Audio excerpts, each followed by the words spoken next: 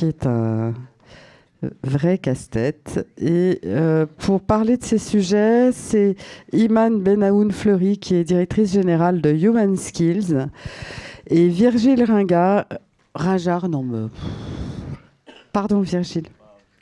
Je vais faire 2 fois le tour du pâté de maison à cloche-pied. Président et cofondateur de Figures. Et donc, vous allez nous parler de quel salaire et quelle organisation data. Et donc, je reprends ma place. On est parti. Bonjour à toutes et à tous. On est ravis de venir parler de choses qui sont plus faciles à comprendre que toutes les interventions de ce matin. Je me suis concentrée, j'ai essayé, mais il y a beaucoup de choses qui m'ont échappé quand même. Nous, ça va être plus facile à comprendre. De toute façon, vous le savez déjà tous, c'est compliqué de recruter des profils data.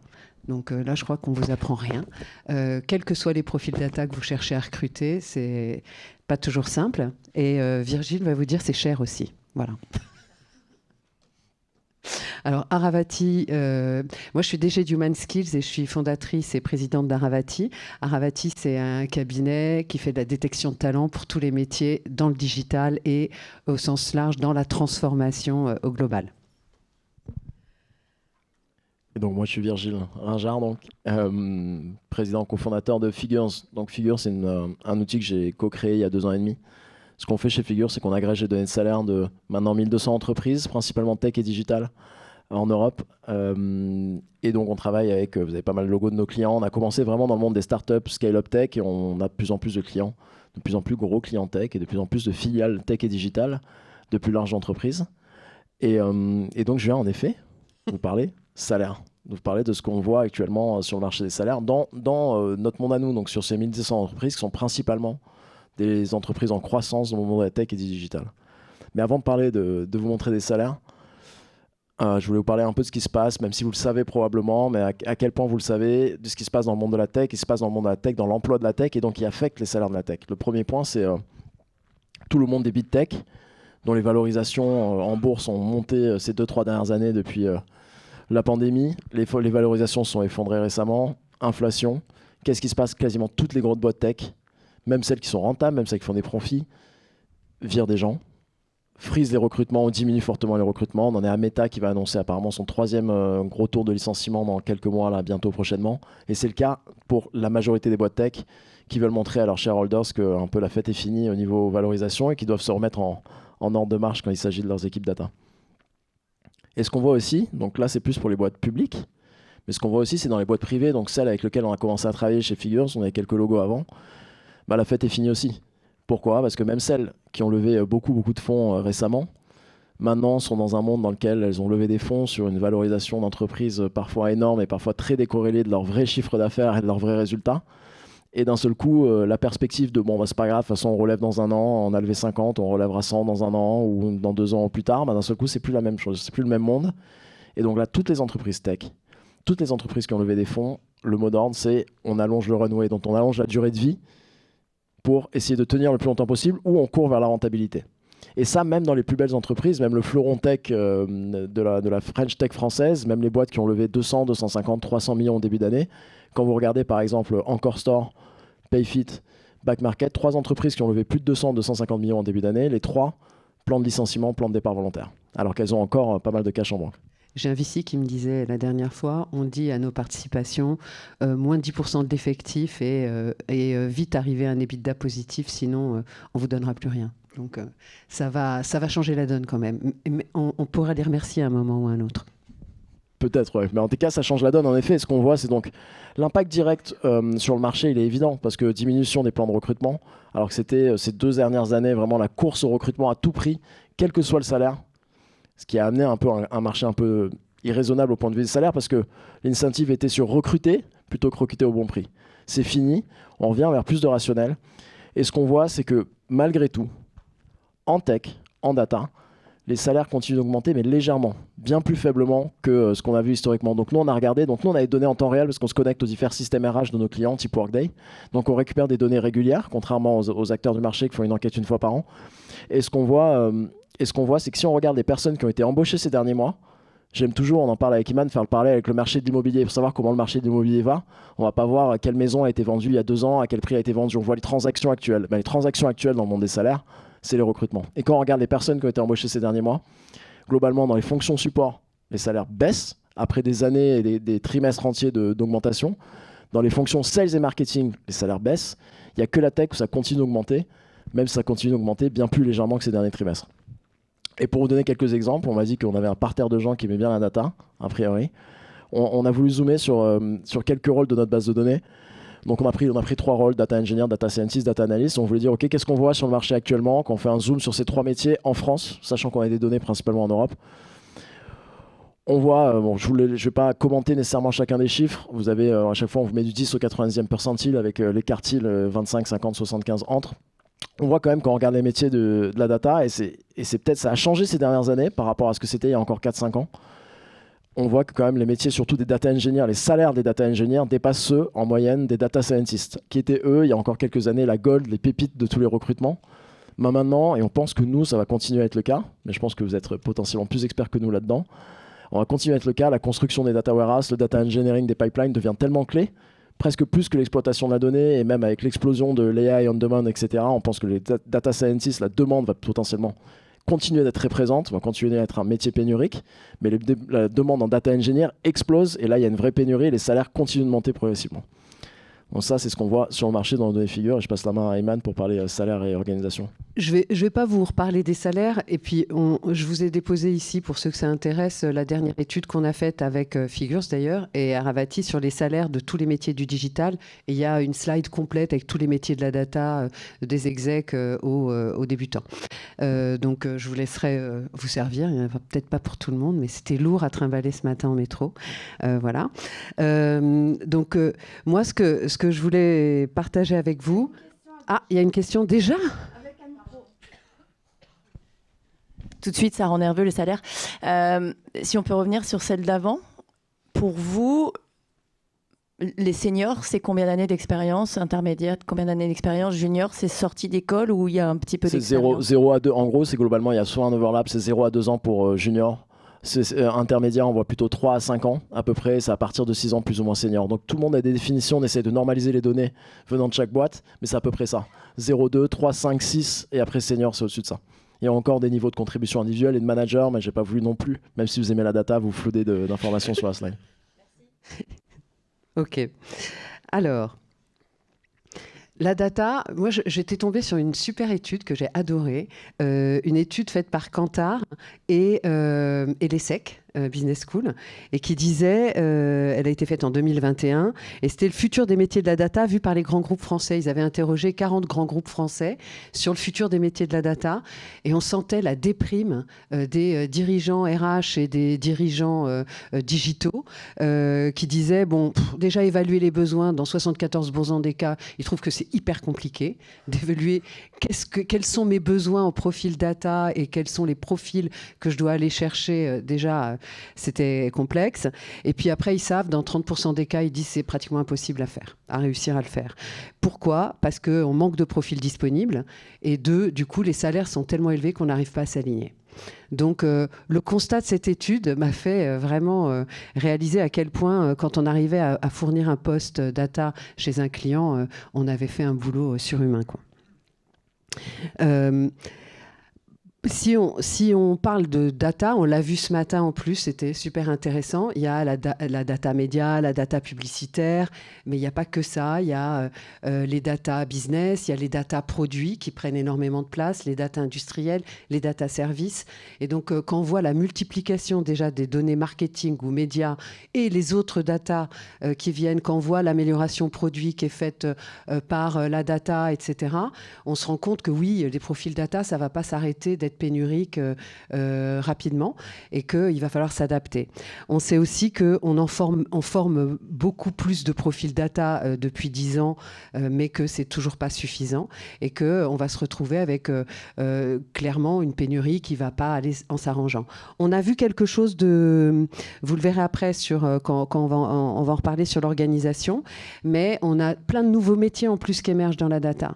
Les gens sur la qualité de la data, il n'y a pas que des data analystes ou des data scientists, il y a les data engineers. Le web analyst reste un métier quand même assez compliqué à trouver.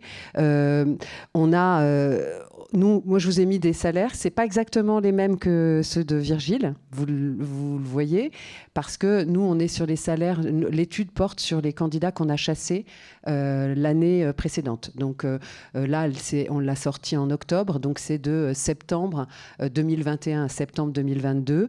Tous les gens qu'on a chassés, qu'on a qualifiés en termes de rémunération, de prétention, etc., on agrège cette donnée et on a du coup des médianes qu'on communique ici, des packages médians.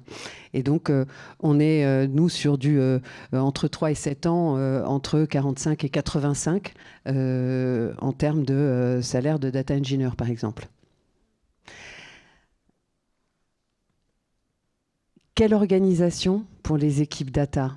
Alors là, on est on sait que déjà, ce qui va être très, très difficile à recruter les prochaines années, c'est les PO data. Les PO data, c'est la ressource que je trouve la plus compliquée à recruter aujourd'hui. C'est des gens qui connaissent les environnements produits et qui sont très à l'aise avec la data et qui savent travailler sur de la data. Ça devient, on a énormément de demandes là-dessus et on n'a pas beaucoup de viviers de candidats sur ces métiers-là.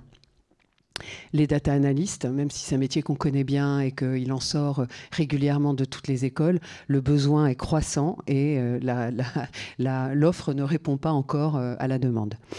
Et le data engineer, c'est plus compliqué, c'est long de former un data engineer, c'est compliqué du coup d'en identifier, d'en trouver. Puis il y a pas, je trouve que quand on enverra des femmes dans les écoles d'ingénieurs, elles feront probablement aussi de la data et on pourra peut-être envisager d'avoir plus de monde disponible sur ces métiers. Le constat. Donc aujourd'hui, et après je vous parlerai, j'ai une petite hypothèse sur l'organisation idéale des équipes data, mais je ne sais pas ce que tu en penses, toi, qui a managé, qui a été DRH chez Criteo, qui est une boîte qui a consommé quand même beaucoup de profils data et qu'on a formé aussi énormément. Tu nous diras un peu ce que tu penses de l'organisation des boîtes, des équipes data dans les boîtes. Le constat... il y a des métiers dans la data qui sont très techniques, il y a des métiers qui sont très analytiques, j'allais dire. Il y a des fonctions transverses qui nécessitent beaucoup d'analyse de données, etc. Oh, elle n'est pas très belle, la mise en page de la slide. Hein. L'organisation des équipes data, c'est vraiment un casse-tête phénoménal. Où est-ce qu'on met un profil data? Est-ce qu'on le met au sein d'une équipe data, quel que soit le métier qu'il va faire dans la data? Est-ce qu'on le met à la tech? Hier, on se demandait si on le mettait à la tech. Est-ce qu'il est à la DSI? Ou est-ce qu'il est au marketing? Est-ce qu'il est au e-commerce quand il analyse de la donnée commerce, etc. Dans les équipes transverses, il y a beaucoup de profils data. Est-ce qu'ils doivent reporter aussi au patron data? Est-ce qu'ils doivent être coordonnés par le patron data? Qui gouverne tout ça? Est-ce qu'on gouverne les équipes data? Est-ce qu'on gouverne les data et les cadres ou la manière dont on intègre la data? Toutes les questions que se posent régulièrement mes clients quand on travaille sur une fiche de poste et sur un profil et sur les rattachements, c'est extrêmement compliqué. Il y a un petit truc positif pour nous, c'est que les data scientists, quand on nous demandait de recruter ou quand on nous demande de recruter un profil data science, donc une double formation, une double compétence, on levait tout de suite les yeux au ciel, c'est hyper compliqué, tout le monde en voulait et puis on n'arrivait pas à en trouver. Donc il y avait énormément d'offres disponibles, mais elles n'étaient jamais pourvues. Là, il y a moins d'offres disponibles. Bon, elles ne sont pas plus pourvues, mais il y en a moins. Donc ça risque d'être un peu plus facile. Qu'est-ce que je peux vous dire d'autre? Les candidats data, ils sont très exigeants. Ils savent ce qu'ils veulent, ils savent où ils veulent être. Et moi, je dis à un client qui n'a pas encore complètement arrêté son organisation, de challenger les candidats qu'il a dans son process et dans ses pipes sur où est-ce qu'ils pensent qu'il serait pertinent qu'il soit rattaché. Est-ce que si c'est un data PO, est-ce qu'il vaut mieux qu'il soit dans l'équipe produit ou est-ce qu'il vaut mieux qu'il soit dans l'équipe data? Si c'est un profil e-commerce, ou un profil qui analyse des de la conversion, etc. Est-ce qu'il serait plus pertinent pour lui de travailler au milieu de l'équipe e-commerce, ou est-ce qu'il préfère être au milieu d'une équipe data avec d'autres experts de la data et élargir du coup son champ d'horizon. Donc moi j'ai vu deux types d'organisations principalement dans les grandes entreprises, mais ce ne sont pas les seules organisations possibles.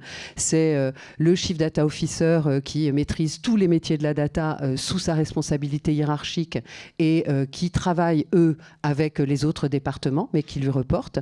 Et c'est ce qu'on trouve le plus dans les grands groupes. Et je l'ai mis en titre.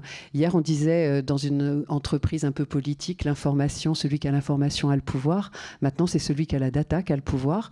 Donc, il y a des petits combats sur non, mais la data, c'est chez moi, ça ne peut pas bouger ailleurs, entre le DSI et les métiers, il y a un vrai sujet de gouvernance de ces métiers de la data.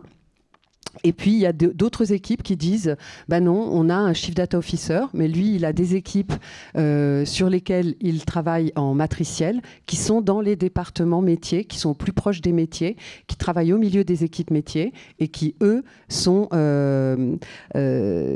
coordonnés par un grand patron data, et que les équipes soient à la tech, qu'elles soient au marketing, qu'elles soient au commerce, qu'elles soient aux médias, elles travaillent ensemble dans cet écosystème, mais ça n'est pas, ils ne les managent pas hiérarchiquement. Donc, on répartit le pouvoir, on répartit l'information et on répartit la data. Les profils les plus compliqués aujourd'hui à recruter sont les profils qui sont les garants de la gouvernance data.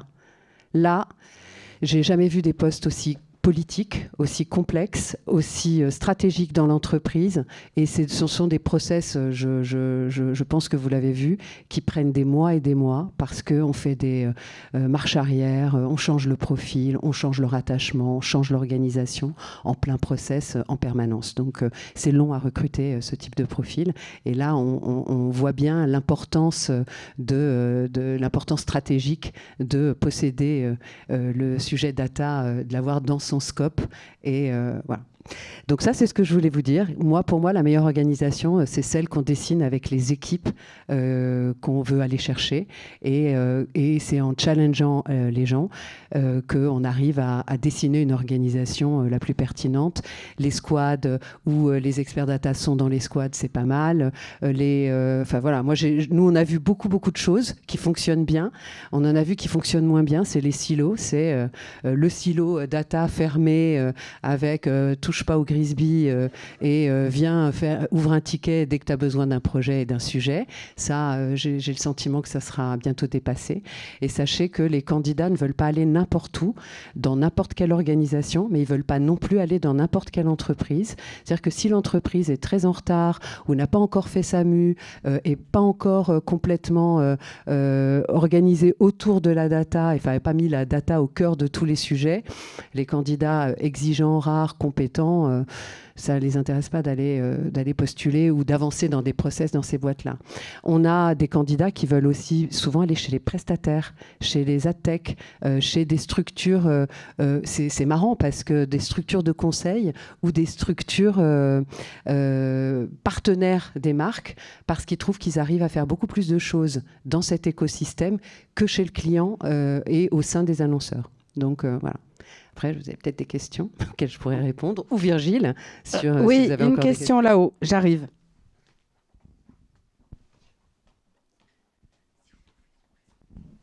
Merci. Bonjour, Florent pour Weborama. C'est vrai qu'on a de plus en plus de besoin de recruter ces profils-là. Qu'est-ce que vous pensez aujourd'hui de toutes les nouvelles formations qui sont mises à dispo des jeunes, des nouvelles écoles? Nous, on est pas mal sollicités par de plus en plus d'écoles qui veulent placer des alternants, par exemple. On s'y perd un peu entre les différentes formations, entre les différentes expertises.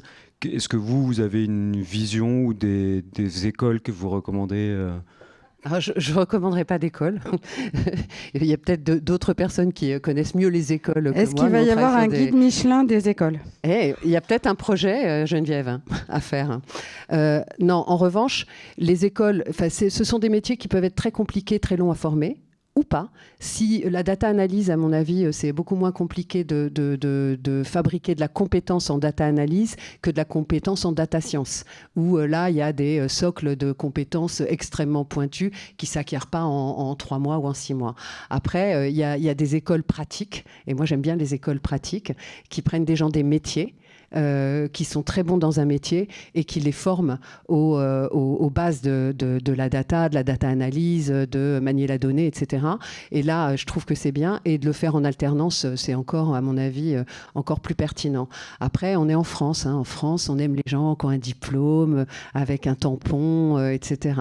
Mais moi, je crois qu'il faut plutôt réfléchir à la compétence dont on a besoin ou au mix de compétences dont on a besoin. On parle marketing et data, par exemple. Quelqu'un qui sort d'une école d'ingénieur qui sait manier de la data mais qui comprend rien au marketing pour travailler sur ces sujets-là, c'est peut-être malin. Il y a quelqu'un qui me disait tout à l'heure, mais pourquoi pas des binômes? Pourquoi vous proposez pas des binômes à vos clients? Pourquoi vous fabriquez pas des duos marketing data ou commerce data, etc.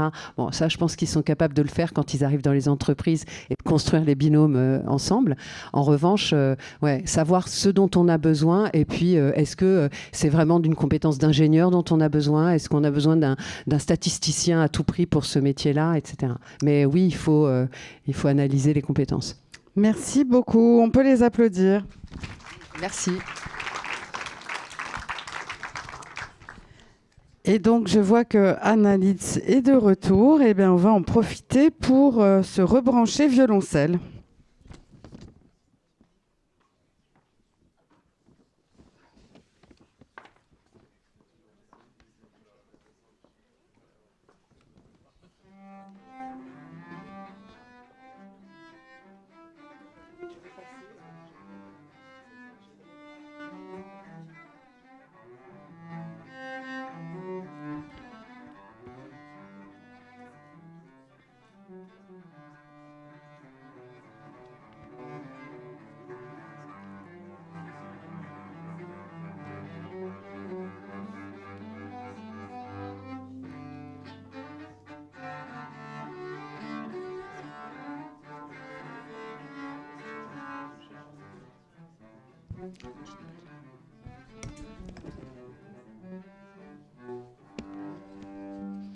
Eh bien donc, je vais passer la parole à notre hôte, Pierre-Yves